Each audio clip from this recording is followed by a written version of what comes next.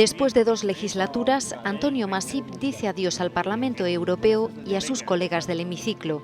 La anunciada reapertura de Tenneco ha sido, dice, la mejor despedida posible, pero son muchos los buenos recuerdos. Es una experiencia impagable. He estado a la muerte de Arafat, he estado inspeccionando las elecciones de Palestina. Para mí fue una experiencia inolvidable, como también las de Colombia. Su colega de partido, María Muñiz, repite en la lista de los socialistas. Del puesto 19, eso sí, sube al 21, lo que complica su reelección. Estos 5 años, Muñiz ha trabajado en las relaciones internacionales del Parlamento, un ámbito que ha quedado en segundo plano. La crisis, explica, se ha comido la legislatura. Las convulsiones de las primaveras árabes, de la crisis ahora en Ucrania, de los cambios en la política de vecindad de la Unión Europea. Es cierto que no se ha visto, no ha tenido la importancia que hubiera tenido en tiempos normales debido a la crisis económica. Salvador Garriga va en el puesto 22 del PP. Lleva en la Eurocámara 20 años, 10 coordinando la Comisión de Presupuestos del Grupo Popular, desde donde ha peleado por los fondos europeos. A él, como a todos, le preocupa la desafección ciudadana. Habrá trabajadores de alguna empresa de Gijón, de Tenneco, que mirarán, por ejemplo, ahora Bruselas como una posibilidad. Lo que necesitamos es que los agricultores lo piensen los estudiantes. A la espera de lo que salga de las urnas, hasta el 30 de junio, todos ellos seguirán siendo diputados. Debate a 4 en la sede del Parlamento Europeo de Estrasburgo. Los socialistas María Muñiz y Antonio Masip, el popular Salvador Garriga y el diputado de UPyD Francisco Sosa Wagner hacen balance de la 7ª legislatura de la Eurocámara, de los retos para el siguiente mandato y de lo que ha reportado Asturias y España su pertenencia a la Unión Europea. Preguntas, respuestas y también algún que otro choque. Espero que haya una participación masiva de los asturianos en las urnas y a la vez que se produzca el efecto del castigo al gobierno de Rajoy, que ha despreciado a Asturias de tal manera que incluso en las listas electorales se ha olvidado de Asturias. ¿Se ha olvidado de Asturias? Yo creo que hay bastantes asturianos, como María Muñiz y yo, que vamos en las listas. Sí, pero no es del Rajoy. Yo creo sinceramente... María Muñiz es una extraordinaria candidata que no va precisamente con Rajoy, sino contra Rajoy. Voy a decir una cosa. Aunque me he discutido mucho a lo largo de todos estos años con Antonio Masip, yo creo que lo peor que ha hecho el Partido Socialista es no llevar a Antonio Masip en las listas electorales europeas. Si quieren saber cómo termina la secuencia, sintonicen hoy TPA. Son las elecciones que menos interés despiertan. En el caso de España, durante los años 90 la participación aumentó y desde los años 90, en concreto desde las elecciones del año 99, esa participación ha caído en casi 20 puntos. Pero esto que ocurre en las elecciones europeas no ocurre, sin embargo, en elecciones generales, autonómicas y locales, donde vemos que la participación sube o baja dependiendo de las circunstancias. Es la gran paradoja, es decir, que en el fondo se entiende difícilmente que un Parlamento que desde el año 79, cuando tuvieron lugar las primeras elecciones, hasta ahora mismo ha ido aumentando de manera exponencial sus competencias hasta convertirse en probablemente en el Parlamento más influyente de la Unión Europea, que en cambio, en paralelo a eso, la participación haya ido bajando. Probablemente porque al principio participar en las elecciones al Parlamento Europeo era una novedad, era un hecho histórico, tenía una carga simbólica muy fuerte. A lo que se suman otros factores como el desconocimiento real del papel de esta Cámara y en esta legislatura la crisis y el enfado ciudadano. Las culpas, señalan desde el Parlamento, están repartidas. Parte se la llevan los gobiernos nacionales. Pues vuelve a su casa y critica alguna de esas decisiones diciendo eso ha sido Bruselas, no, eso no ha sido Bruselas, eso han sido los ministros de los diferentes países, incluido el ministro de tu país. Si no te gusta, cámbialo, es uno de los mensajes que se manda desde aquí, desde el Parlamento Europeo, para animar a la participación en las elecciones. A pesar de la falta de conexión con los ciudadanos, según el último Eurobarómetro, los españoles desconfían menos del Parlamento Europeo que del nacional. Un 70% de las leyes que influyen en la vida diaria de un asturiano se discuten y votan en la Eurocámara, a 1.500 kilómetros de la región. La economía ha dejado en segundo plano buena parte de ellas. Por ejemplo, en esta legislatura se aprobó una directiva en la que es obligatorio el pago de las facturas, una cosa que nos afecta a todos, en un plazo máximo de 30 días y en un plazo máximo de 60 días en el caso que afecta a las instituciones públicas. Reducir el ruido de los aeropuertos. Otra directiva en la que, por ejemplo, impide el despido de una mujer embarazada de su trabajo, facilitar las atenciones médicas en otro país miembro. Hay cantidad de decisiones que afectan a ciudadanos de la Unión Europea. La media para que una norma salga adelante está entre 18 meses y 2 años, aunque hay casos en los que los plazos se alargan. Para la siguiente legislatura queda, entre otras, la armonización de la baja por maternidad en Europa. El Parlamento ya ha aprobado su postura, pero falta el acuerdo con el Consejo, porque las dos instituciones colegislan. En Europa hay un mínimo de 16 semanas. El Parlamento propone extenderlo a 20 semanas y remuneradas. ¿Qué pasa? Pues que en los países esto es un tema que sigue siendo, bueno, que divide. Es un ejemplo de lo que cuesta hacer avanzar a 28.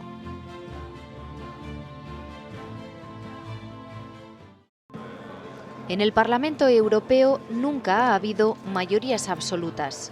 La mayoría en este momento en el Parlamento Europeo es una mayoría cambiante en función de cuáles son los temas. Por ejemplo, en materia de política económica es verdad, hay una mayoría en general de centro-derecha, es una mayoría que se organiza en torno al Partido Popular Europeo y en torno al grupo de los liberales.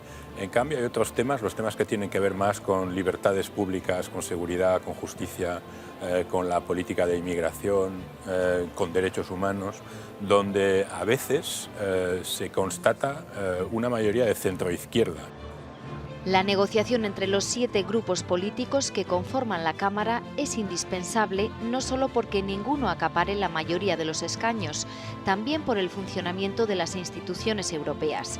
El Parlamento, que representa el interés de los ciudadanos, comparte con el Consejo, es decir, con los Estados, el poder legislativo. Sin entendimiento no hay avances. Para poder negociar con el Consejo, es decir, con los ministros de los gobiernos, previamente se necesita una mayoría absoluta en el Parlamento Europeo. ¿Eso qué quiere decir?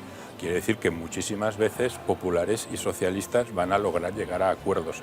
Aquí nadie procura ir por su cuenta, aquí todo el mundo busca acuerdos. A día de hoy, el Parlamento y el Consejo tienen el mismo peso a la hora de dar luz verde a la mayor parte de las leyes europeas.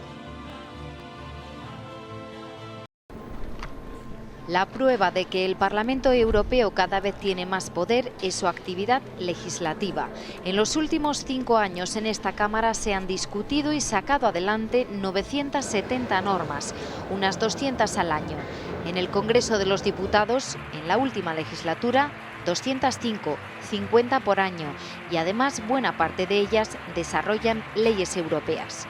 Y el Parlamento que tenemos más cerca, la Junta General, ha aprobado en sus 31 años de historia 245 leyes. Conviene tener en cuenta, eso sí, que los parlamentos autonómicos dedican la mayor parte de su actividad a la función de orientación y control de gobierno.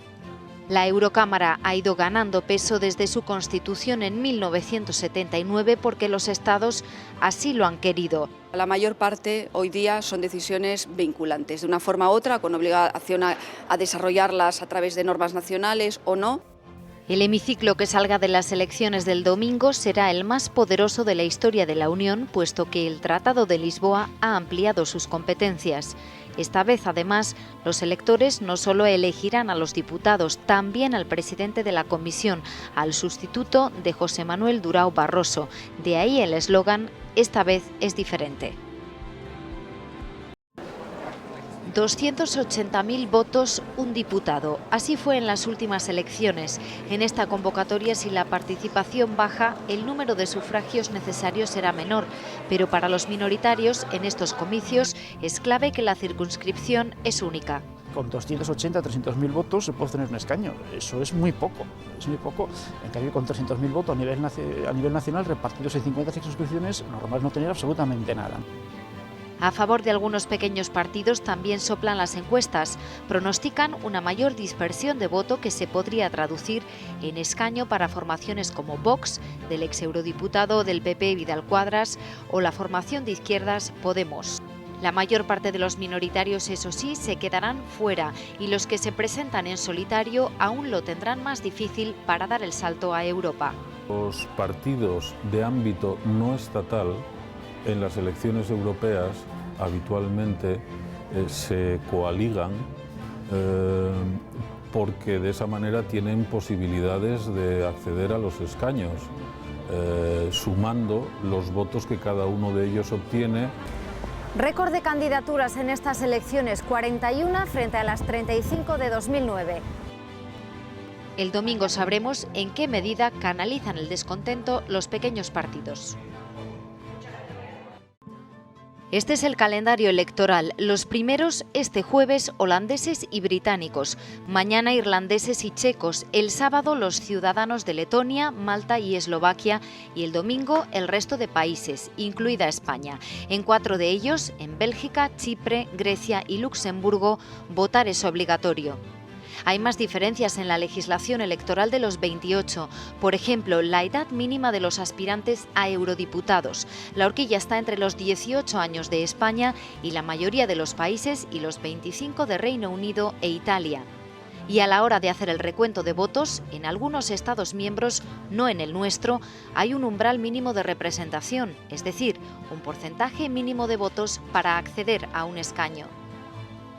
Otra diferencia, mientras en España las listas son cerradas, en la mayoría de países son abiertas. Los electores votan exactamente al aspirante que desean de las candidaturas. Existen 17 países en los que hay listas abiertas, es decir, que directamente los ciudadanos pueden elegir un candidato o varios de una lista, y hay 8 países, entre ellos España, en los que existen listas cerradas, es decir, que los partidos políticos son los que establecen el orden de los candidatos.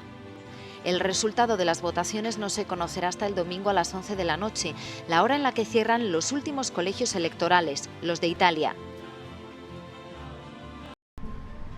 Cuando escuchamos expresiones del estilo Bruselas decide o Bruselas impone, ¿de quiénes estamos hablando? Hablar de Bruselas en términos genéricos es más negativo que positivo, de la misma manera que probablemente hablar en Asturias de Madrid, sin concretar de quién se está hablando, del Gobierno, del Congreso, del Senado, de los periodistas o de la opinión pública, pues evidentemente no ayuda a entender quién está tomando las decisiones o por qué se toman las decisiones.